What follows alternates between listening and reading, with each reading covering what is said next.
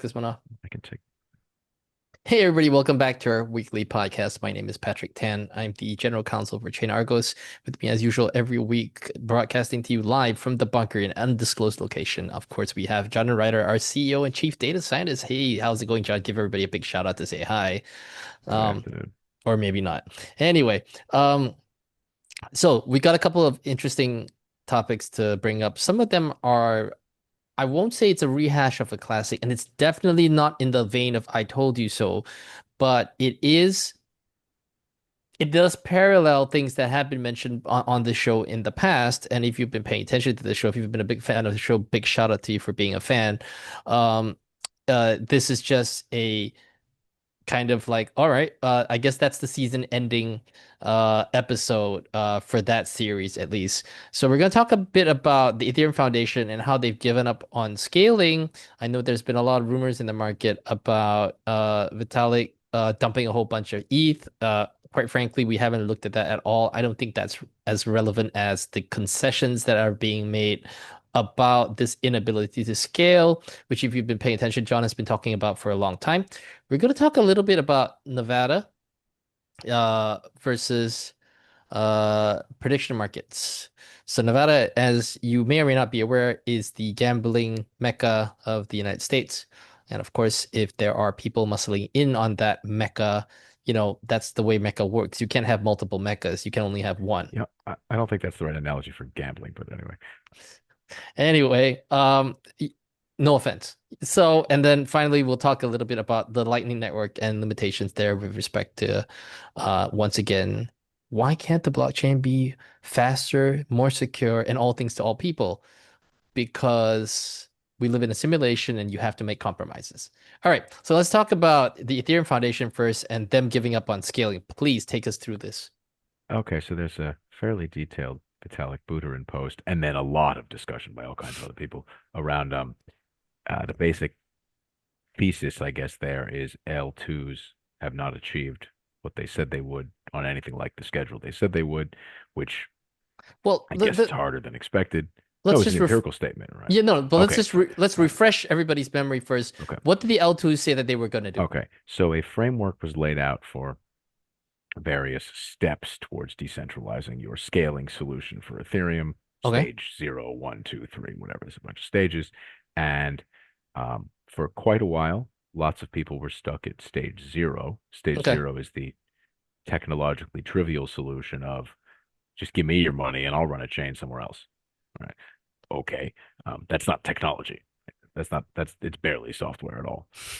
And then there's stage 1, you make a little bit of an attempt, but actually you still have control. Stage 2, you whatever, various Mm-hmm. schemes. And this was all parsed out to give sort of engineering milestones that people could achieve, even though until you got to the end, there was still an identifiable small group that had total control over what was happening. Doesn't mean a single individual had total control, but you know, like you have 3 keys for a safe deposit box or whatever. These joint venture type arrangements are well understood by the law. Um, okay, so not a lot of progress empirically has been made on Okay. that front. There are Okay. essentially no large projects that have achieved a meaningful, that's a bit of a value judgment, but a meaningful measure of decentralization. There's basically some small committee that has emergency powers over all the money on basically all of the meaningful chains. Um, I'm qualifying that a little bit because, Uh-huh. is it one guy? Is it 3 people in a committee? What percentage have to vote together? Do they have a constitution or not? Is it incorporated or not? Whatever. Mm. Complicated questions. But conceptually, something like a board of directors still has complete control over basically all of the relevant scaling solutions, which is, again, not really much of a technology achievement. So that's just a fact about the world. These public statements acknowledged that fact about the world and basically said, maybe if this is really hard, we shouldn't do this. Maybe these things should focus on doing something else. So a But what is this concept we've something talked else? exactly. So a concept we've talked about a couple times and that exists out there in the ether, pun intended, is that you have different chains that have their own little purpose. So they're a particular app, particular use case, particular whatever example. And the idea there is you're basically scaling by having people do things that don't intersect with each other, right? How does this make So if things what you better? want to do, and well, if what you want to do and what I want to do never overlap, if no Okay. coordination is required, I then there's no see. reason to force us to coordinate on a common, communication channel. You imagine within your family if all people's communications had to happen on a group chat. That's just stupid, Yeah, right? because some things don't involve. Okay, I Yeah, understand. I bilateral, understand how whatever. that So works. if actually it turns out that only one person is talking to this kid and only one person is talking to this, maybe you just split everything up and then the volumes can all go much higher. Right? Imagine there's Now, a bandwidth limitation on the chat. Right. Okay. correct me if I'm So wrong. Wasn't that the kind of the thinking behind the Lightning Network for Bitcoin as well? That, well, kind of like direct P2P kind of sort of situation. yeah, yeah. So that was the concept there. We'll come to, I guess, a related thing. I didn't even Yeah. notice this until you said that now. That was a different way of offloading synchronized communication because it Yeah. wasn't needed to be synchronized, right? So this Yeah. is a general problem, exists in communication networks, whatever, all over the world.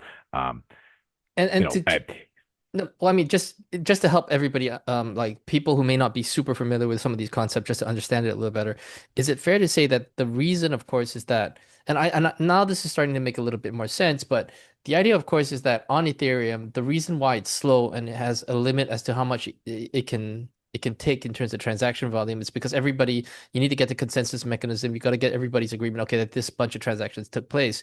But of course, the reality is that you don't really need everybody's approval, and oftentimes most of the stuff doesn't have to do with everybody else. So the idea, of course, is that you kind of break away at parts. So the layer twos presumably well, was sorry, there. sorry, you're mixing Yeah. together a lot of things. So Okay. So go ahead. there's cost associated with coordination, and I just mean Yep. cost in terms of something. And Yeah. everyone that's ever coordinated with anyone else on anything knows that, Yeah. Yeah. Yeah. there's overhead. Three people's not one third harder than two Yeah. Yeah. people's, right? Yeah. Yeah. Right. Okay. And the second thing you're mixing in is the idea that maybe if these people don't really have to coordinate, you could separate things out. And the Mm-hmm. challenge, again, as with everyone that's ever worked in a group knows, is figuring out in advance who's going to have to coordinate about what. That's Because true though. sometimes issues are extremely siloed and Yeah. sometimes they're not. Or sometimes you discover that when you thought that they were silent, but they actually involve a third or fourth Yeah, person. yeah, yeah. Or oh, we thought that guy wasn't involved, but it turns out he, It turns whatever. out that Yeah, he yeah, that we absolutely. actually needed him. Oh, that makes a Actually lot needed. more Yeah, sense. yeah. So that's why the just splitting stuff up is hard because you try Yeah. to split stuff up and then discover, oh, well, actually the payments network and the trading network need to talk because Yeah. people want to take money out of their trading account to make payments. That's a made up example, but Yeah, yeah, that's yeah. a No, no, that makes sense. that kind of thing. Um, so that's why there is a problem, right? Because Okay. otherwise, there's the trivial scaling solution of just copy paste the system over and over, and you have many versions, as many versions as you want, right? But they're Yeah. not coordinated in Yeah, a yeah, literal yeah, sense. They yeah, don't yeah. communicate at Yeah, all, yeah, right? yeah, yeah. So you can do things asynchronously without coordinating. That's not a problem. But Um, that's also not a Solution. yeah. It doesn't solve anything. It doesn't solve any problem. So there are things in whatever computer science, there's a property known as being embarrassingly parallel. So that's where a program can Mm, be broken up into pieces that can be solved completely independently, and there's no coordination or trivial coordination required. Anybody that's ever done like folding at home, this sort of protein folding, this was popular during COVID for people to use their GPUs, right, to help with simulations and math, whatever. And you can, it's the way Bitcoin mining works. They're broken up into tiny pieces, and a very, very small amount of coordination is needed. So you could do this in the 90s over phone lines. It didn't mm, matter because you need very little information and you spend 2 days working on your little piece of the problem and you mm-hmm. send your small answer back. It's very easy. Factoring numbers is sort of like that. Depends, whatever. Anyway, yeah. So what's happened now is an acknowledgement publicly that these things empirically are not making a lot of progress. Mm, And maybe that's because it's difficult. Maybe that's because there's no real answer here. And maybe. maybe people should focus on different things. And as you Okay. alluded to, if you craft these products to do things that don't overlap, okay. I mean, that's not a universal world computer. It's kind of the opposite of that. It's a collection of special purpose computers. And Which isn't that what we currently have? I mean, you can argue that that looks a little bit like many types of traditional, I say networks, not as in the internet, as in like Yeah, yeah, yeah. human, social, business, whatever networks where things tend to specialize because of these types of coordination challenges or not, or whatever, for some reason. Spoiler alert, it's because of these coordination challenges. I think it's not, it's not my place to describe how human social interaction exists. Um, yeah. So, and then there's been some scuffling around which L2s are supposed to do what. Um, the only reason that these people were trying to decentralize their systems in the first place was legal. Everyone knows it's more efficient to not have any of this decentralization. So Correct. it's interesting to figure out, and we won't know this until later, if this is the beginning of people saying, well, why even bother to decentralize? Or if this is in reaction to some legal action that's occurred that we haven't found out about yet, and somebody has gotten in trouble for faking it, and it's let's just properly decentralize and focus on problems where we don't have this engineering challenge.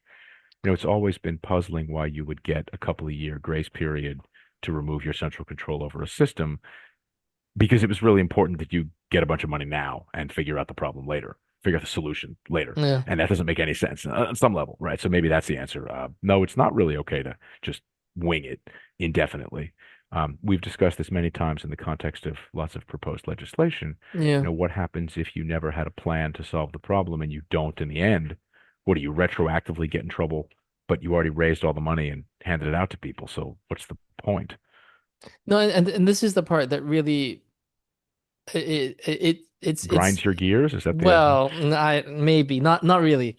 This one more it throws sand in the gears because it confuses me a little bit. Well, a little bit because if you as we've seen with this I don't know what you want to call it. I mean, it's a statement of sorts from the modern Russian father of Ethereum, if you like.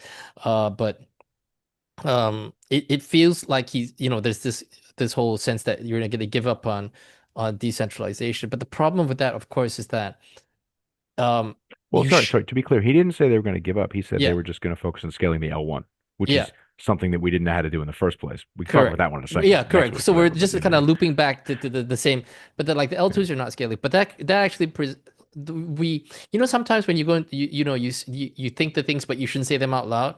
Like saying that we're not gonna like for the L2s or stuff like that to say that they maybe don't want to like if it becomes obvious at some point in time that this whole because frankly from a user's perspective, a lot of people don't care about decentralization, to be honest. They just care that it works. And of course, So I want to be clear. I don't think anyone actually cares. They care about the properties of the system that results, and maybe that the government can't take their money or block their payments or correct, stop their correct. ability to Yeah, buy yeah, whatever yeah, they want. yeah, They yeah, don't care that's about right. the actual They math don't at actually, all. Yeah. yeah, and they don't actually care about the Yeah. ideological decentralization. Now, and that's all fine and dandy as long as we continue to like sort of like do the whole song and dance that we are kind of decentralized and oh yeah, nobody has centralized control and stuff like that, and we continue to like keep throwing up smoke about that. But I think where it becomes dangerous is when you actually say that, hey, we can't decentralize. It looks like it's not possible, and so we're not going to. That could actually seriously open you up to a whole bunch of legal problems that you may not have anticipated by just simply making that statement, even if it's an engineer that makes that statement. And I'm worried about that because, engineers tend to think very logically and very functionally. If at some point in time they throw their hands up in the air and say, hey, look, I don't think this decentralization that the business people are talking about is actually doable. What do you want us to do? And that's all fine and dandy if he says that in a boardroom. But if he says that outside on Twitter or something like that, and enough of people start to realize, wait, hang on, what do you mean? Huh? And then I, you've got yeah. problems. I've certainly seen comments made by a number of people in that area in the last couple of days that you can imagine those statements being inconsistent with representations made to investors or regulators by someone that works for the same company or an affiliated business.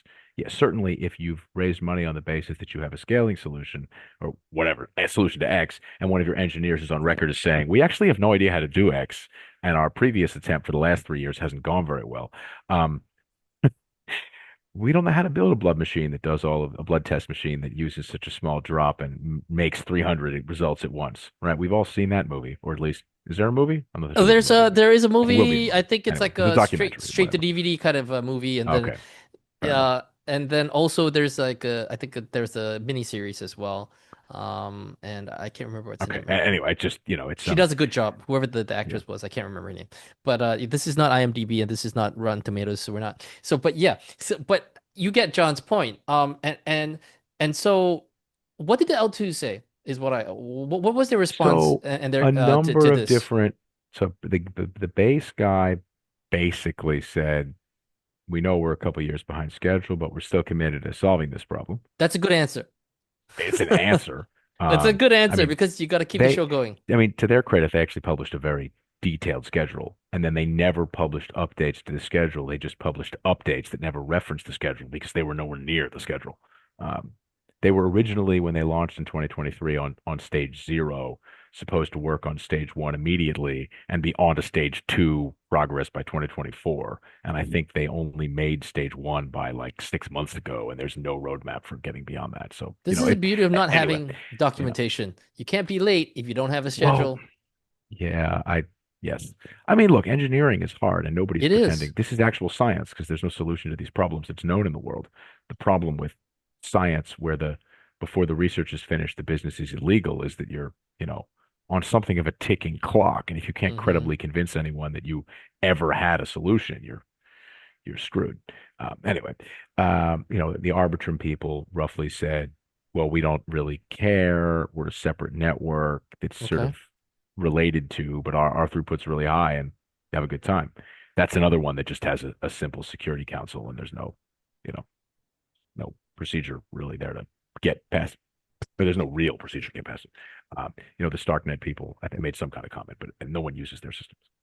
Um, it's yeah. There were a number of responses that were somewhere between agreed, but it doesn't matter, and we're just going to keep trying to push this stone up this hill. You know, we're good.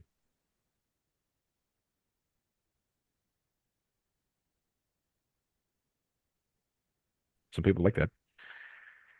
I think in the story he does get the stone up the hill, right? No, no, he doesn't get the stone up the hill. I know the bear went over the mountain, but I don't know if they got the stone up the hill. So, Anyway, it's a great Simpsons episode we can call back to there from the mid '90s with the remove the stone of whatever defeat and attach the stone of victory, and it's 10 times the size, and he can't move that one either. Anyway, it's back in the Kelsey Grammer sideshow pop days.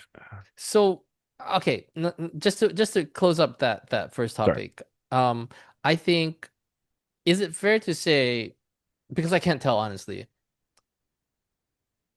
do you think that the regulators are the people in charge, and certainly the banking lobby, because I know the banking lobby is pretty upset with all the stablecoin nonsense. And if the banking lobby starts to look at this issue, because this seems to be the soft underbelly of all of this stuff, and I don't know that the banking lobby has taken a look at this yet. But I do think that if the banking lobby wants to attack the stablecoin argument, this might be not a bad place to start, It's clawing certainly into it. related. Yeah. So you've now had in relatively quick succession, proposals for granting exemptions to certain types of products, and then a bunch of people saying, no, those exemptions aren't good enough. Like, but these are the exemptions you wanted. And it turns out their products didn't match those exemptions. This is another case where, sorry, you all said that your plan was to decentralize everything, and that's how you're going to solve XYZ. Scaling's the big problem. That's what we have to work on. And you're now saying, nah, we Yeah, don't have a decentralized solution. That doesn't matter anymore. we're good. We're good. Pretty easy to read that play, right? I mean, We that's would not, like to yeah, I, continue to run this centralized service, but we just don't want to do the AML, the KYC, or the compliance. well, we don't care about scaling so much anymore because it was hard. So we're just going to find something else we think we can solve, which is an admission that you were kind of pretending the whole time that you had a real plan here. Or maybe you did think that you could do it, the way Thinking you could do it is fine, but I know what you mean. All right, let's switch gears.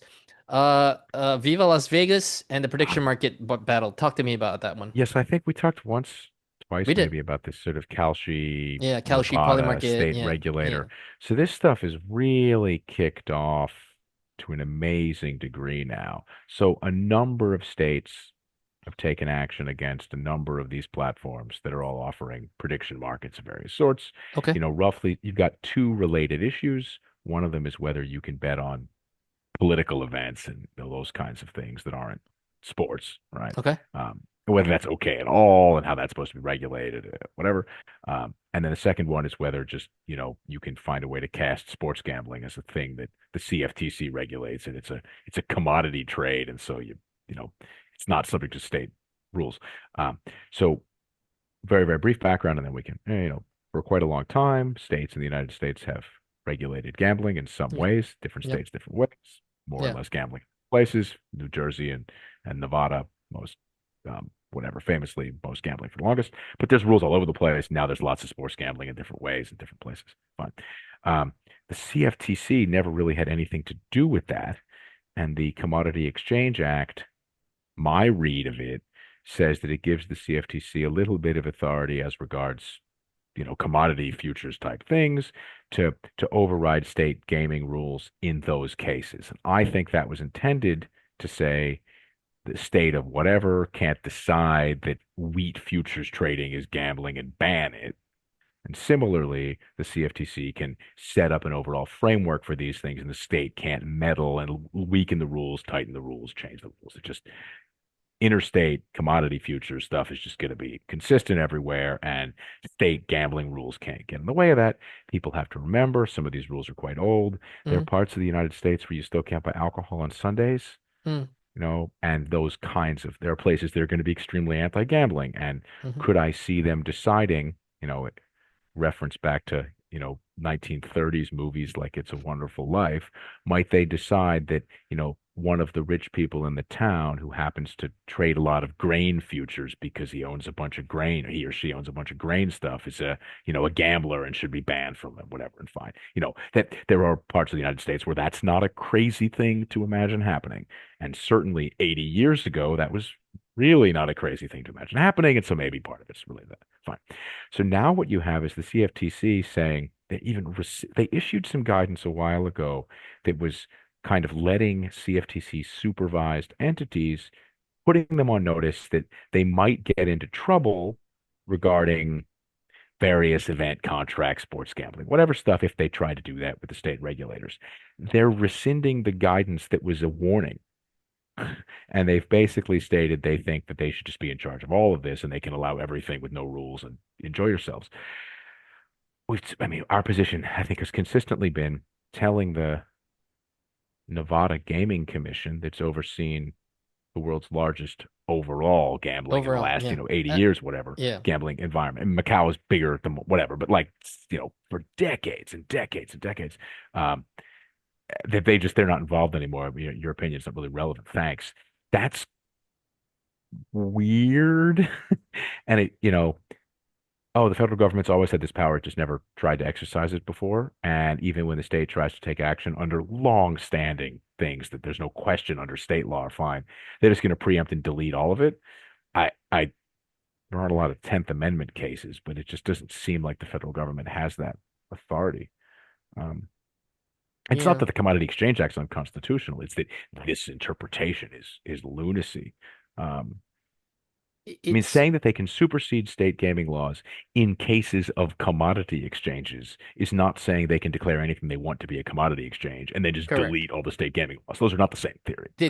I don't think people fully aware of that. And to be fair, I mean your earlier statement about, Las Vegas definitely would count as the largest gaming destination by far, although Macau's got higher gross tonnage, I think, but uh Anyway, Macau, that land was only reclaimed like 25 years ago, right? Las Vegas was a correct. huge thing before we were born. I mean, that's got the deepest history of these things. Um, Yeah. And and and that's where I think when it goes down to interpretation, I think it would be a bit of a struggle to climb that hill, and then say that all of these, especially given that there is a seriously large number of prediction pools which are all based on sporting events. yeah, Um, I mean, which I mean, sports gambling in Las Vegas is the plot of a Robert De Niro, Sharon Stone, Joe Pesci. The movie is 30 years old, and the yeah. story is like 50, 60 years. Like, this is not, they have a robust framework for dealing with this. And I I I mean, think it would be a real struggle but hey, you know what? Weirder things have happened. So, I would like to see this. I would like to see how this one goes because, and again, it's a bit like, for the longest time, I feel, and this is just my own personal opinion, but for the longest time, the banking lobby, the gaming lobby, a lot of these lobbies are kind of like, sitting up at the side by the wayside. They're aware of the crypto stuff. They're aware of the threats that they made, and look, if you just don't become too big, just stay within your like little corner over there. Well, it's Yeah, funny here because they're going to end up in the Supreme Court and they're going to get an amicus brief from, the state of New Jersey yeah, asserting that the federal government's attempt here is violating the state's 10th Amendment rights, yeah, which yeah. is, there's not a That's lot of pretty cases nuts. like that. That's It's pretty nuts. very, um, And I famous to, think and that was the problem. I mean, the minute you see, if you stay in your own little corner over there and you didn't want to encroach on, token, you weren't going to encroach on the banking sector's bread and butter with their customer deposits. You weren't going to encroach on sports gambling and stuff like that. I'm pretty sure that the gaming lobbies and the banking lobbies might have just let you just kind of hang out for a while. But then I think when they won big in 2024 and then they started to get ahead of themselves. This is kind of, you know, I mean, I get CFTC's trying to assert that they can delete all I mean, the closest analogy I can think of, which is not perfect, but is somewhat similar. There was this hedge fund case a long time ago with Light Squared and Phil Falcone. So he bought up a bunch of satellite spectrum adjacent to GPS, yeah. and whatever. The technical details don't matter, but basically his investment idea ended up in the courts, and there were amicus briefs opposing him, submitted on behalf of the FAA and the Air Force, saying that his idea was catastrophically unsafe, right? Uh, that's the kind of environment where you look at the filings and think it's kind of clear which way this one's going to go. Here you've got a financial regulator up against a bunch of older state established regulators, and intervening, on the side of the state regulators, a number of state governments saying, the rights we were promised in whatever 1791 are being taken away from us. This makes no sense. We've had these systems for decades. That's a bit like the Air Force saying Yeah. your business idea is unsafe, mate. Yeah. So, Okay. And then finally, anyway. let's talk about the Lightning Network Mm, limitations. So Lightning mhm. Network, if you're not, we alluded to that at the start of the show. It's basically, could you say it's a scaling solution for Bitcoin? I don't know. Is that the Yeah. proper characterization?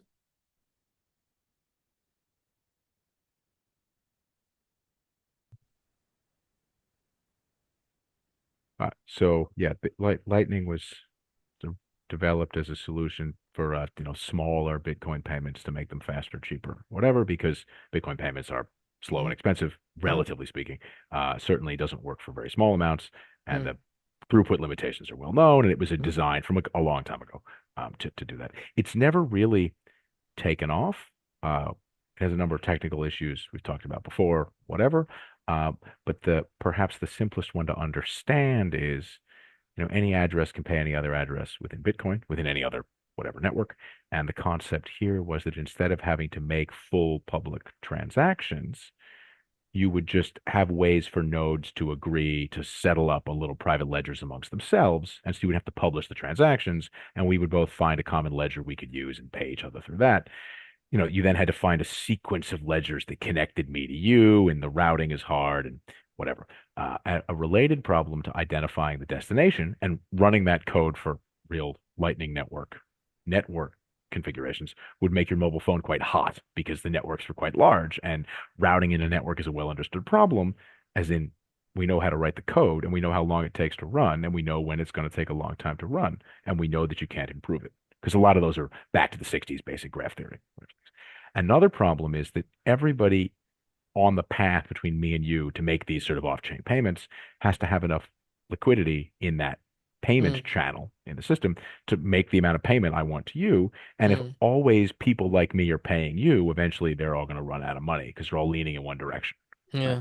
So a common problem was that even if I could find a route, it didn't actually have enough money in the right configuration to facilitate the payment.